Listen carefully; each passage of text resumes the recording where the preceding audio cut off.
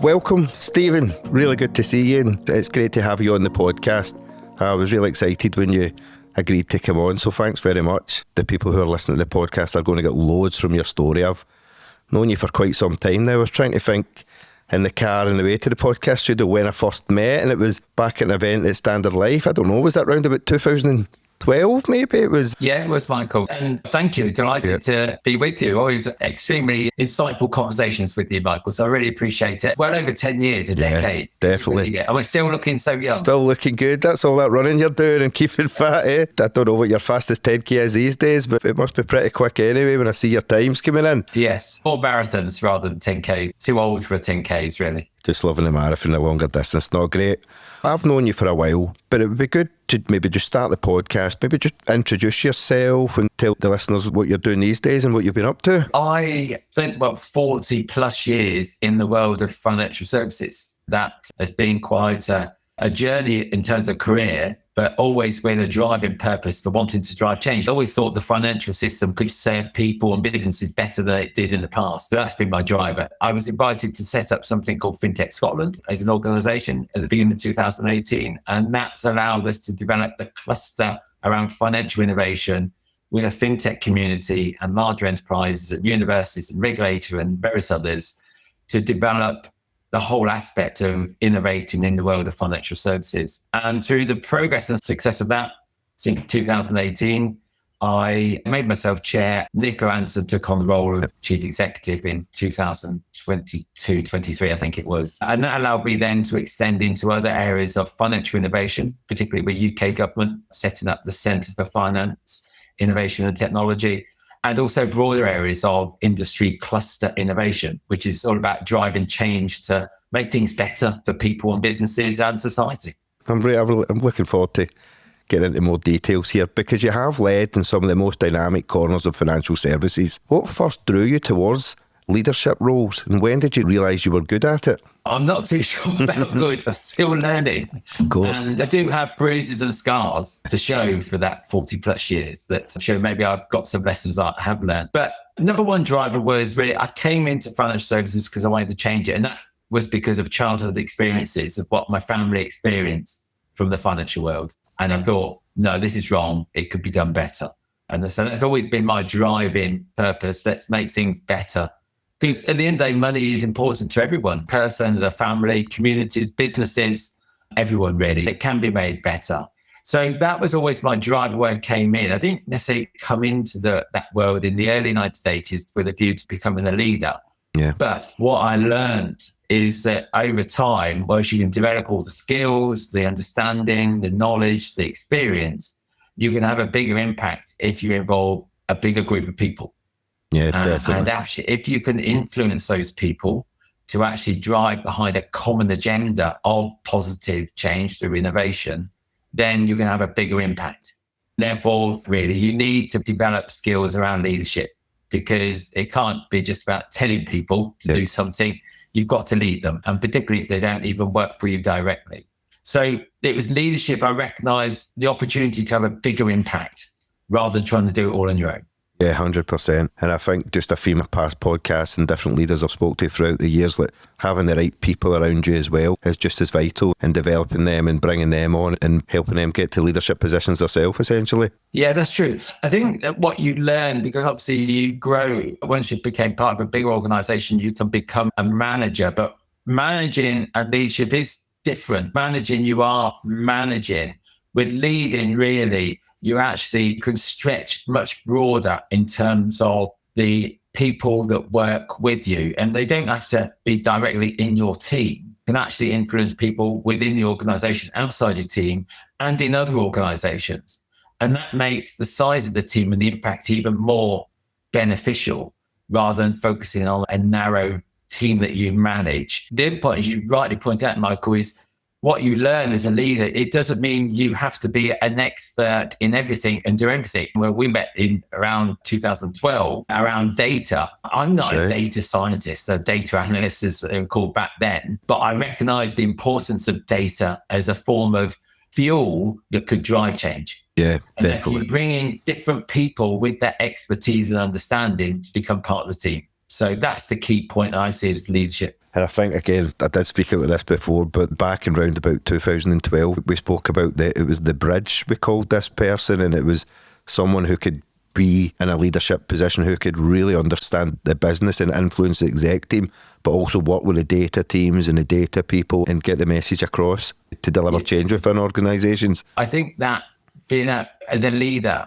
engaging and empathising with the different people with different skills and being that connective glue, whether it's at senior level or, say, data analysts and technology sort of software developers, and being that, you're going to have an impact of bringing things together more so than ever before. I remember when we were using that phrase, not so much used today, that data is the new oil. That's right. And we used to talk about, obviously, there's lots of oil, and oil is great, but you get it out of the ground, that's fine, but it's what you do with it. Yeah. And that's the point about data. It's what you apply to bring about a positive change to a person or to a business. Because oil on its own is pretty useless. 100%. And when we were speaking back then, it was like this was the rise of big data. I can remember it was like hashtag big data. It was 7 or 8 years of that. And now you don't even hear that phrase being spoken about. It's unbelievable. Okay, so you've worked in both large corporate and fast-moving innovation environments, innovative environments. How would you describe your leadership style and how has it evolved over the years? I think your second point there is my leadership style has changed a lot. You get the impression that, and as a leader in those early days, I'm talking about when I really got my first directorship back in the early 1990s, I thought actually directing was all about follow me over the hills. We're going to achieve this. I've got the flag. Come with me. And it's all about cheering people along and just getting them excited and driving them on, which is fun. Yeah.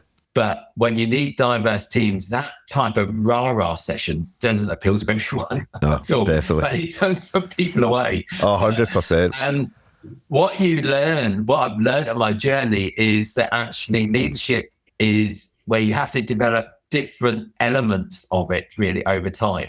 And some of those things you become much more accomplished with, and other bits really you have to learn and work really hard at. So my analogy I use, Michael, what I've developed is, you think of golf, and I'm not really a very good golfer, but to get around a golf course successfully or effectively, you need to have those 7 or 8 clubs in the bag. You can't just use that one club or the one style of leadership on every shot on the golf course.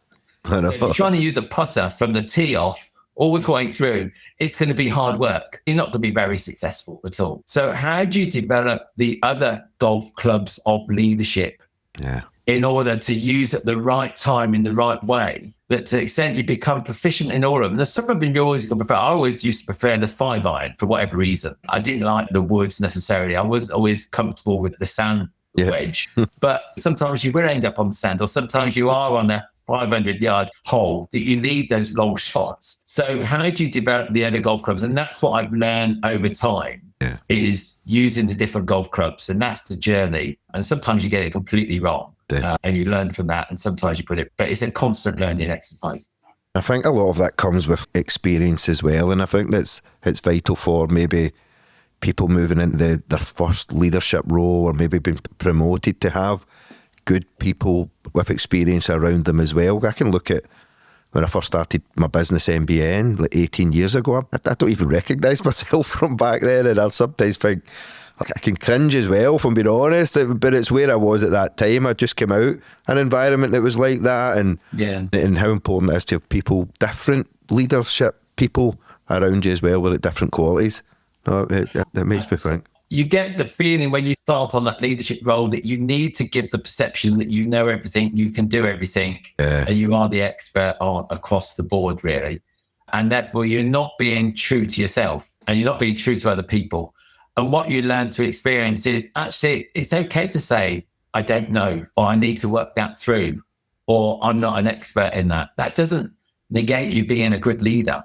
Yeah, a better leader, I think. Openness and transparency is really hard to learn initially. Yeah, I think so, definitely, 100%. So many people talk about inclusive leadership. You definitely have lived it. What does that mean to you in practice, and how do you create the conditions for it? What I learned really early on is you learn far more, and you're far more effective if you are approachable, and you're approachable whether it's at senior level or whether it's the person in reception or the person really who the security guard. It's like you can engage and you're approachable. You can have those conversations. Really, it's actually you're gaining insights from the breadth of people around you and that you work with and that impact your environment, rather than actually saying, I'll make myself exclusive and I'll just speak to these people in these certain ways. So dismissing a form of aloofness, I call it living leadership. You're actually coming off the mountain of being on the top of the mountain as a leader, actually down in living the leadership with all sorts of people. And inclusiveness is about that, embracing people of all different types of skills, backgrounds, experiences, because that richness of diverse skills and people helps you be far more effective. Yeah, taking that time to actually get to know people who you're leading as well and find out how they work and how they like to be maybe like managed and led as well. I think that's so important within organisations. It is. It's like an investment. And people, whatever level they are, not stupid. They can see actually whether you're just either brushing them aside or not so interested. And that's not so easy when you try to do so many things. Yeah. But see the engagement with people inside and outside the organisation as an investment, rather than something, if I speak to you, what do I get back? I think when you understand how people like to work as well and how they just, I've got loads of examples of that myself. I think as I'm talking, I'm just thinking about different people I've worked with within my organisations and other organisations where people might think how to put this into words, but it's not until you really get to know them, like kind of what makes them tick and what not, and even their personalities as well. There might be like personality clashes, and when you get to know somebody well, you know that's just their kind of personality and how they see things, and they might see things different from you, which is okay as well. So quite excited to talk about FinTech Scotland. Obviously this has been like a vision to an ecosystem. It's been absolutely wonderful to kind of watch that from the very, very start and how it was being created, to see where it is now. It's like a global powerhouse now. It's absolutely brilliant. And you were at the heart of creating and growing FinTech Scotland into a global respected cluster. What were the pivotal leadership moments in building that from the ground up? The key, obviously there's the outset, the catalyst really, of recognising we needed to create something different as a leadership body. And whilst there was a lot of clamoring as to what it could be and who should be, it's a few parties that really got behind, University of Edinburgh being one actually, HSBC, Lloyds being another. Others actually stood on the sidelines. So whilst they said they were interested, they weren't necessarily prepared to put their shoulder to the wheel, interestingly. Happy with the talk, but not the walk. So you had to get on and do something, really. The key with that is actually demonstrate by doing things, creating a community, focus on particular areas of financial innovation. In particular, it was open banking, as you remember, Michael, and open finance really was a key area of development. And based on those actions and the outcomes, more things started to develop. And then more strategic partners wanted to be part of it. As the community grew from 26 firms to well over sort of 200, 250 over the years, and a number of big partners went from that Lloyds and HSBC now to all the global financial organizations, some JP Morgan and Barclays, all in NatWest, all became part of because they didn't want to miss out. And they saw the value in what was being done. The other part that we're very key is with FinTech Scotland is there's a lot of great activity and innovation going on, entrepreneurship. And all the players, I call it, were on the pitch. The entrepreneurs, the big companies, the tech, the investors, the universities, the public sector, they're all there. So I was quite clear, my role with FinTech was not to be on the pitch. You didn't need another player kicking the ball. You needed someone to be a coach on the side of the pitch. So FinTech Scotland is effectively a coach on the side of the pitch and thinking about how can I get these players to play better together, more effective, score more goals, win more games. And that's the model of it, rather than trying to be in there doing everything. And it's having that holistic view of it where you're not in the trenches and you can really advise. I mean, it's been absolutely amazing for Scotland, and it's going very strong at the moment. I've just watched some of the things he's doing and some of the kind of global initiatives and projects. Really good. Okay, like ecosystem building does require aligning very different agendas. As you mentioned, you've got universities, regulators, founders, government, all of this. How do you keep everyone moving in the same direction? You probably don't, but how do you try and keep everybody moving in the same direction? Number one, it's a great question. Number one is you focus on actually the purpose and the outcome you're going for. whether they're creating jobs or changing some aspect of financial innovation, whether it's around the regulatory sort of side, open banking, financial inclusion. You focus on what you're trying to do, for example, helping vulnerable customers or addressing financial crime. And then you get the parties who are prepared really to, one, be on the pitch, collaborate rather than be in competition with each other. And that means putting aside their own sort of personal sort of agendas and think, actually, if we come together, the collective, the whole, helps the tide rise for everybody. That means that not everybody, and that's where you can't please everybody all the time. Yeah. Not everybody actually comes on the pitch, and you accept that. And you're very happy to stand on the sidelines, but actually we're going to focus on those who are prepared to put their shoulders to the wheel, invest in the ecosystem with a view then the tide rises and that everybody benefits. And there's a benefit from that collective endeavor that benefits the entrepreneur as well as the large company, as well as the universities. Yeah, and it's that we call it the triple helix of public sector, industry, and academia coming together around a sweet spot of a real purpose of change. Yeah, definitely. I've seen that the change within Scotland over the past kind of 10 years has been unbelievable with yourselves and the data lab and lots of different initiatives. I was there from the very, very start, and I just even look at the data industry. I started the meetup, so that was like 10 years ago, and just the difference from 2015 to now has been extraordinary. And the talent coming through, the different diverse talent, and just the work the universities have done to really nurture talent and nurture business, it's been brilliant. I think when I first started at MBN in 2008, probably most of my 2007, the financial crisis came in 2008, that's why I always think that, but most of my work would have been London, because there wasn't much data happening in Scotland. There was with the large scale legacy like banking and stuff like that, but just outside that, like start-ups, spin-ups, scale-ups. So it's been a real hotbed for business now, which is great. And you've also worked closely with both public and private sectors leaders. What do you think the traits are that separate good leaders from great ones in your view? Obviously, there's no right or wrong answer for this one. Yeah, it's not necessarily about good or not so good always, but I'd say it's those at different stages of their journey of experience. And unfortunately, some leaders get very locked in their way and are very kind of insular and protective. They don't put themselves out. So good leaders are actually use a huge amount of emotional intelligence, but actually put themselves into the shoes of the customer or the business or the party they're looking to work with and work back from that, rather than start with the best.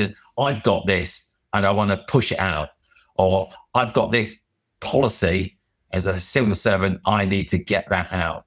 So they don't start from the in going out, they start from the out coming in and then shape things accordingly. That's what a real leader does. The other thing that leaders do is they look, and you've touched on it a couple of times already, Michael, the diversity of the people that they work with and teams.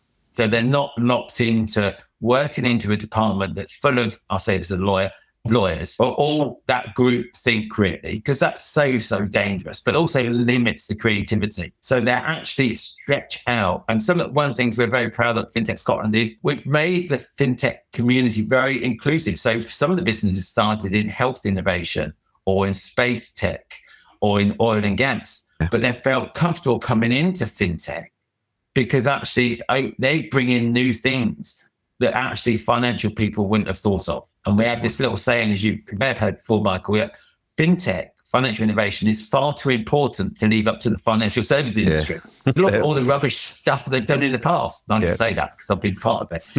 But you need different people in, and leaders embrace that and bring it in. Yeah, no, great answer. Really good. I understand that more as I've kind of been in business longer myself, but probably I can always remember hearing people when I was first in business and trying to move into leadership about like you need different people and other people on your board and stuff like that, but I had never quite got it until quite recently, if I'm being totally honest with you, when I've started working with different other people and different projects and bringing people into MBA, and then you just you get that light bulb moment. It takes me sometimes a lot longer for things to come.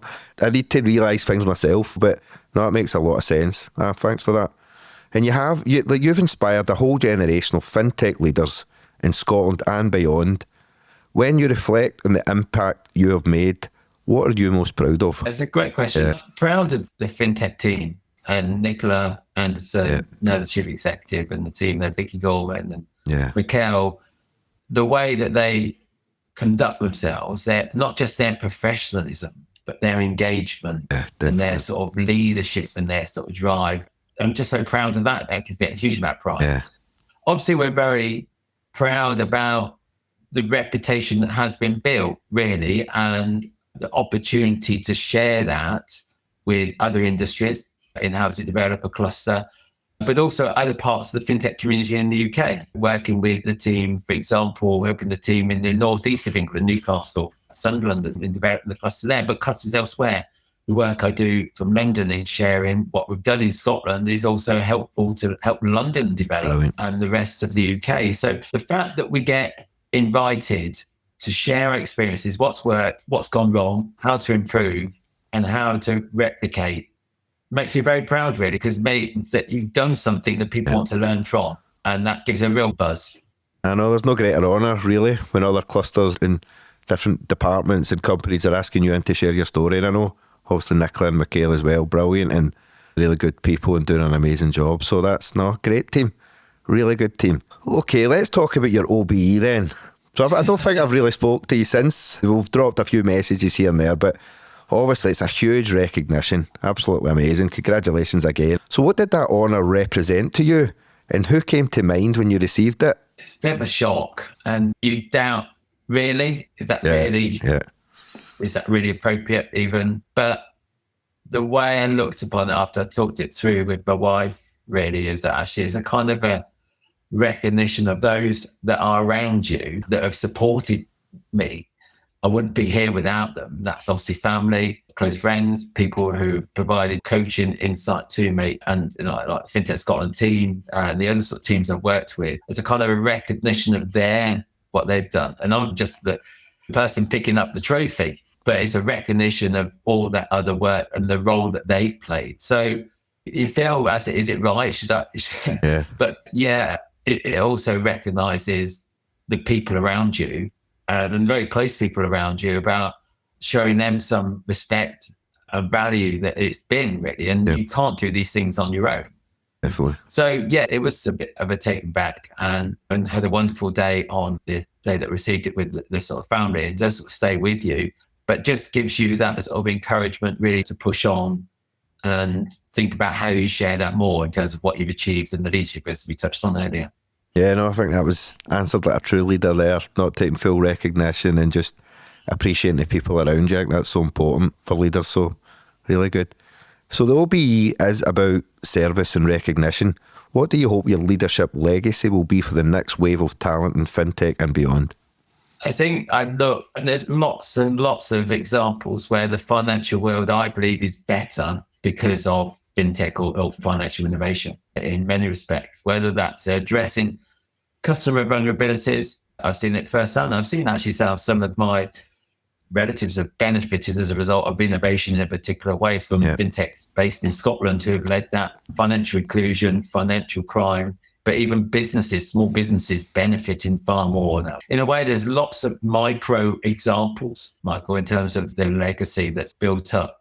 I think the other thing I feel quite excited about in terms of legacy is there's more people want to be involved in fintech than before. It's brought people in who wouldn't normally have thought of changing the financial world for the better using new technologies and data. People who started off from very different backgrounds, who have gone a different career path, but are now in the world of financial innovation. And I meet so many people who've started from a very different footing, but have gone through a personal experience where the financial world, a bit like I did as I'm growing up, that isn't working for them. So rather than just accept it, I'm going to get in there, use my knowledge of technology, use my business understanding, and get that changed. Yeah, definitely. And I think that's so motivating. 100%. I was actually we're looking at hiring across MBN at the moment, and we're AI. Obviously, we've been in data and AI for a while now, but probably our next hire is going to be like somebody just solely within AI and like fintech, just really focused on the market because of the amount of innovation and where it's going. And really, great, ideal. Yeah, I think you mentioned earlier, Mike, about inclusiveness. And I think the point there is, think of fintech as like a car. In the old days, the car would have just been driven by a small number of people. Yeah.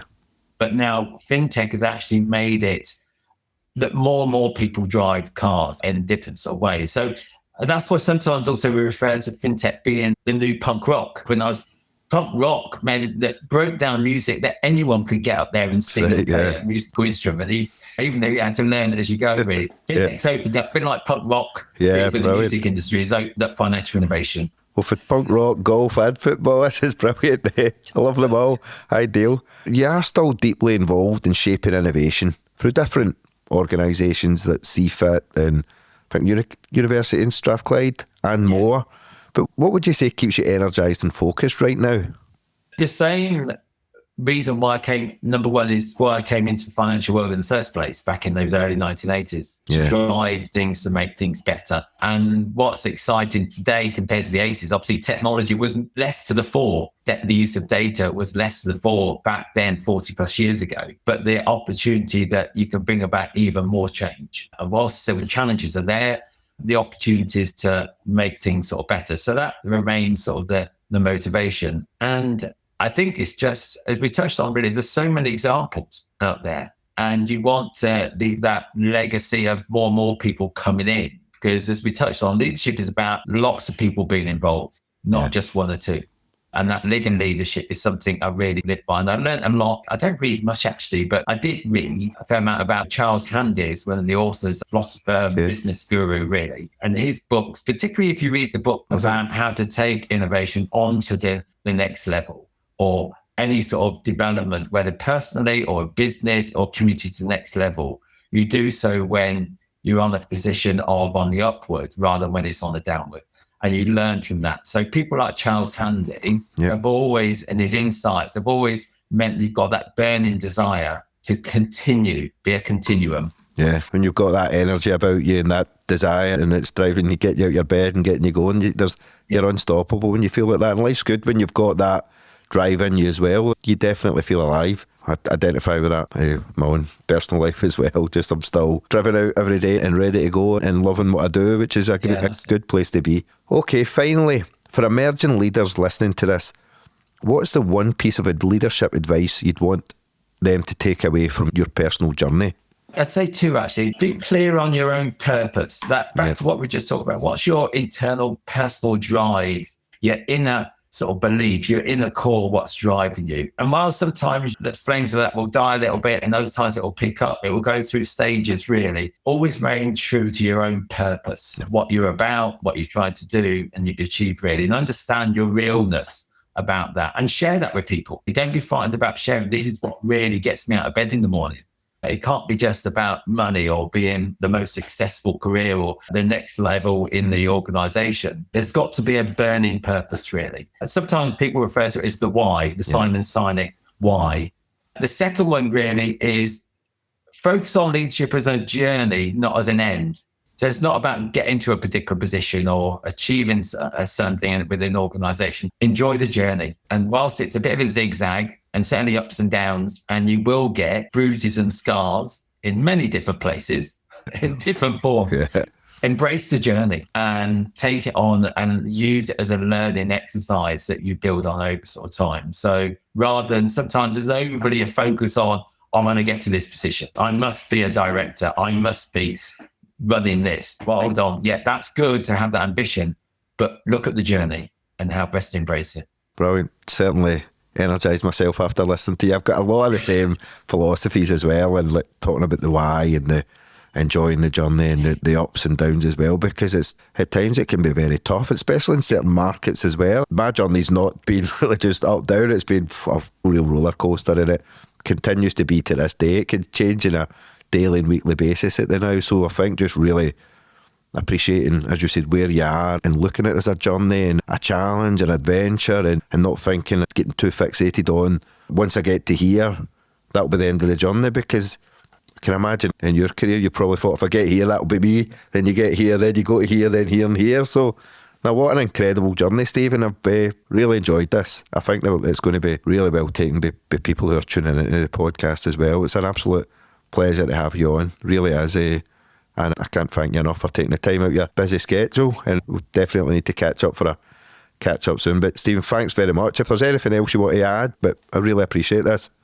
No, thank you, Mike. I think really appreciate this opportunity, but I must sort of say I've always appreciated your collaboration and friendship for you and your team really through many years, certainly the FinTech Scotland years, but even before that. And I think that's the key really. And whilst you and I have not had the opportunity to get together over more recent sort of years, we just know we're there and that you can reach out really. And I think you build up that sort of engagement and friendship over time. And that in itself makes life worthwhile. 100%. Make it enjoyable. Thanks very much. Kind words as well.